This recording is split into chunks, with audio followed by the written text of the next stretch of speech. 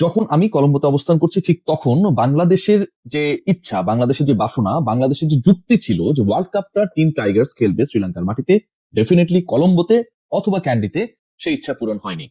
একই সাথে একই সময়ে যে ঘটনাটা ঘটেছে, যে ঘটনা আনুষ্ঠানিকভাবে প্রচারের অপেক্ষায়, ঘোষিত হবার অপেক্ষায়, সেটা বাংলাদেশের জন্য আসলে কতটুকু লাভ বয়ে আনলো। ভারত পাকিস্তান ম্যাচ হচ্ছে এবং এই কলম্বোর প্রেমাদাসা স্টেডিয়ামে সব ঠিক থাকলে এ মাসের মানে ফেব্রুয়ারির 15 তারিখে ভালোবাসা দিবসের পরের দিন এই ম্যাচটা অনুষ্ঠিত হতে যাচ্ছে। এবং এই ম্যাচকে কেন্দ্র করে সবশেষ যে বৈঠক লাহোরে হয়েছে, যেখানটায় Bangladesh cricket board president Aminul Islam Bulbul উপস্থিত ছিলেন, সেই বৈঠক থেকেই সিদ্ধান্ত হয়েছে পাকিস্তান তার অনুর অবস্থান থেকে সরে আসবে। আইসিসি সেই গ্রিন সিগন্যাল পেয়েছে, বিসিসিআই তারা স্বস্তির নিঃশ্বাস ফেলেছে এবং একই সাথে ভারত পাকিস্তান ম্যাচ নিয়ে আনুষ্ঠানিক ঘোষণার দিনক্ষণে মোটামুটি ফাইনাল হয়ে গেছে। কি হলো ওই বৈঠকে? ওই বৈঠকের পর বাংলাদেশ থেকে হুট করে মধ্যরাতে কল পেয়ে আমিনুল ইসলাম বুলবুল ছুটে গেছেন। ভাইস প্রেসিডেন্ট ফারুক আহমেদ পর্যন্ত সেই ব্যাপারটা জানার সময় বা সুযোগ পান নাই। এমন কি ঘটলো যে কারণে অবশেষে বরফ করলো ইন্ডিয়া পাকিস্তান ম্যাচ বাংলাদেশের জন্য, যারা ভারতের বিপক্ষে খেলবে না সেই পাকিস্তান খেলতে রাজি হয়ে গেল। এবং আমিনুল ইসলাম বুলবুলকেই বা যেই দলটা বা যেই দেশের প্রেসিডেন্ট সেই বোর্ড মিটিং এ মানে স্পেশাল মিটিং এ অংশগ্রহণ করলেন, সেই দল মানে তার দলই তো খেলছে না, তিনিই বা কি করলেন? তিনটা শর্ত দেওয়া হয়েছিল আইসিসির কাছে এবং সেই শর্তগুলো মেনে ফাইনালি ইন্ডিয়া পাকিস্তান ম্যাচে পাকিস্তান খেলার ব্যাপারে ইতিবাচক সাড়া দিয়েছে। শর্ত তিনটা একটা, প্রথম শর্ত সেটা হচ্ছে যে যেই ম্যাচটা হবার কথা ছিল 15 তারিখে, সেই ম্যাচ হচ্ছে কারণ বাংলাদেশকে আইসিসি ক্ষতিপূরণ দেবে, এরকম একটা আশ্বাস পাওয়া গেছে বা এরকম একটা আশ্বাস চাওয়া হয়েছে পিসিবি এবং বিসিবির পক্ষ থেকে। সেকেন্ড পয়েন্ট সেটা হচ্ছে বাংলাদেশের যে পার্টিসিপেশন মানি, মানে বাংলাদেশ যদি অংশগ্রহণ করতো এই বিশ্বকাপে, আমরা যখন এখানটা কভার করছি, ঠিক যখন আমরা বাংলাদেশের খেলায় কভার করতাম আপনারা অপেক্ষা করতেন আপডেটস গুলোর জন্য, বাংলাদেশ জিতলে আমরা তালি দিতাম, বাংলাদেশ খারাপ করলে আমরা হতাশ হতাম, সেই বাংলাদেশ অংশগ্রহণ করলে যে পার্টিসিপেশন মানিটা পেত, সেই মানি বাংলাদেশকে দিতে হবে। বাংলাদেশ যদি কথার কথা 30 কোটি টাকা পেত, 50 কোটি, 100 কোটি টাকা পেত, সেই অর্থটা, সেই লাভের অংশ বা পার্টিসিপেশন মানে অংশগ্রহণ ফি বাংলাদেশ বা বিসিবি কে দিতে হবে। থার্ড যে পয়েন্ট, বাংলাদেশকে বৈশ্বিক ইভেন্ট আয়োজনের আরো সুযোগ বাড়িয়ে দিতে হবে। এই যে শর্ত, এই যে আলোচনা এবং এই তিনটা শর্তে ফাইনালি আইসিসি, বিসিসিআই এখানে একটা বড় ফ্যাক্টর, আইসিসি কে তারাই চালায়, পিসিবি এবং বিসিবি একমত হয়েছে যে এই তিনটা শর্ত যদি আইসিসি বা বিসিসিআই বা তারা যারা আসলে এটাকে কন্ট্রোল করে তারা মেনে নেয়, তাহলে বাংলাদেশের খেলা নিয়ে কোনো মানে ভারতের বিপক্ষে পাকিস্তানের খেলা নিয়ে কোনো ধরনের আপত্তি থাকবে না এবং এই দাবিটা মেনে নেওয়া হয়েছে। এই দাবি মেনে বাংলাদেশের লাভটা কি হলো?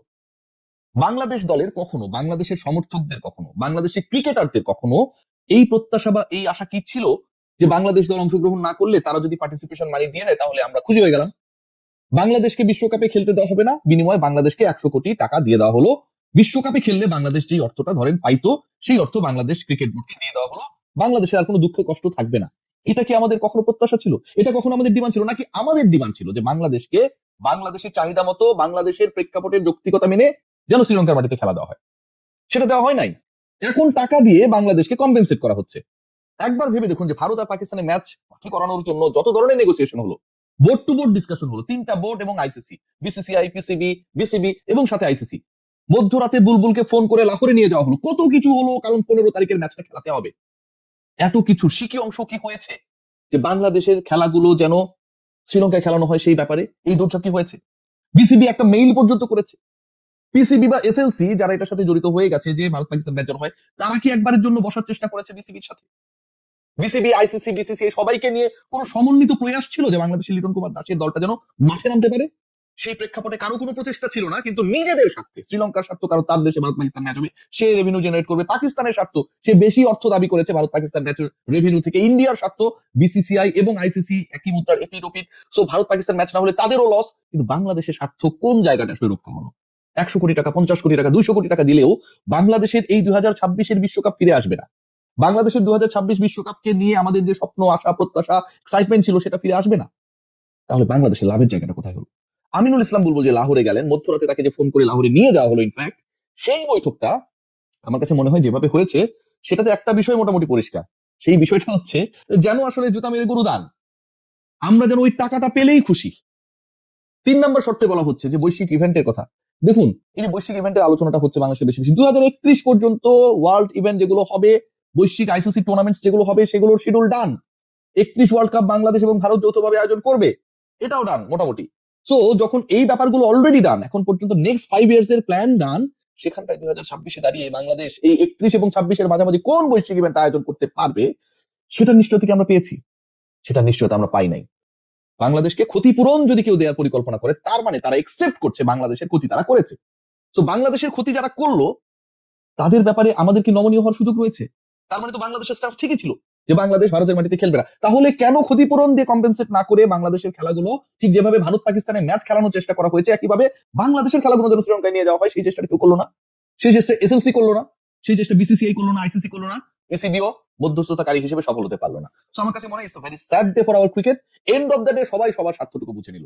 ভারত পাকিস্তানের ম্যাচ হবে, শ্রীলঙ্কায় ম্যাচ হবে, স্কটল্যান্ড ঢুকে গেল, রেভিনিউ শেয়ারিং এ পাকিস্তান আগের থেকে বেশি বেনিফিটেড হবে। বাংলাদেশকে ডেকে মিটিং করে কিছু টাকা ধরিয়ে দেয়া অথবা স্যাংশন আসবে না, শাস্তি আসবে না, এই আশ্বাস দেয়া ছাড়া বাংলাদেশ ক্রিকেট বোর্ডের প্রাপ্তির জায়গাটা zero. End of the day Bangladesh cricket board, বাংলাদেশের ক্রিকেট সবকিছুই ডিপেন্ড করে, সবকিছুতেই ওই স্বপ্নগুলো ক্রিয়েট হয় বাংলাদেশের ক্রিকেটাররা মাঠে খেলে দেখে। বাংলাদেশ বিশ্বকাপ খেলে দেখে, সেই বিশ্বকাপে বাংলাদেশ খেলতে পারলো না। বলার কিছু নেই, একটু এন্ডোর্স করতে চাই এবং এটা মন থেকেই করা।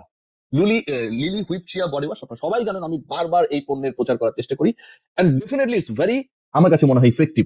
কারণ আপনি যখন ইউজ করবেন অ্যাটলিস্ট 72 আওয়ার্স পর্যন্ত, আপনার বডিতে ময়েশ্চার ধরে রাখার ক্ষেত্রে অন্য যে কোনো বডি ওয়াশ যেখানে ফেল করে, লিলি সেখানে সাকসেসফুল। আই গ্যারান্টি ইট। সবাই ভালো থাকবেন, টেক গ্রেট কেয়ার।